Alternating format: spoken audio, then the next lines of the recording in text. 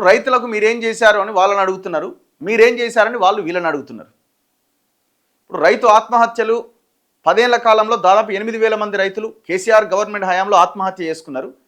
Government మారింది, మార్పు దిశగా ముందుకెళ్తుందేమో అని ఇప్పుడు ఆనాడు కేసీఆర్ని మా కేసీఆర్ అనుకున్నారు జనం, కానీ మంది కేసీఆర్ అయ్యిండు.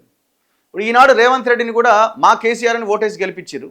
మరి రేవంత్ రెడ్డి కూడా ట్రాక్ కొంత అటు ఇటు అవుతున్నట్టున్నది, ఆయన కూడా మంది రేవంత్ రెడ్డి అవుతున్నాడేమో అనిపిస్తున్నది అని అనుకుంటున్నారు జనం. ఎందుకంటే లేకపోతే ఇంత వ్యతిరేకత ఎట్లా వస్తుంది?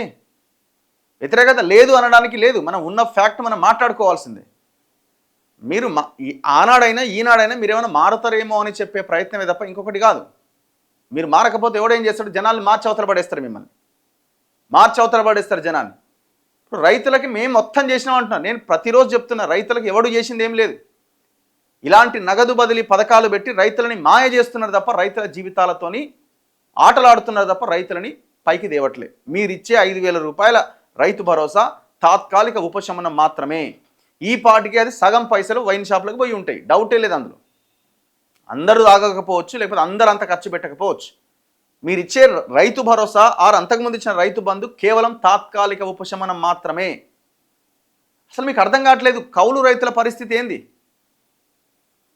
ఈ రాష్ట్రంలో తెలంగాణలో మొత్తం 100% భూమిని కనుక మనం పరిగణలోకి తీసుకుంటే, సాగు చేస్తున్న భూమిని, అందులో 35% భూమి కౌలు రైతులే.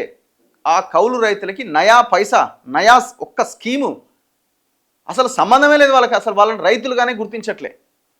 కానీ కాంగ్రెస్ మేనిఫెస్టోలో పెట్టింది, మేము కౌలు రైతులకు 12,000 రూపాయలు ఇస్తాం, రైతు భరోసా ఎట్లా ఇస్తున్నామో ఇట్లా వీళ్ళకి కూడా ఇస్తామని. ఏది మరి? కనీసం మనం గుర్తించట్లే కదా. కాస్తు కాలం తీసుకొస్తామన్నారు, ఏది ఏమైంది? దీని గురించి మాట్లాడాలా.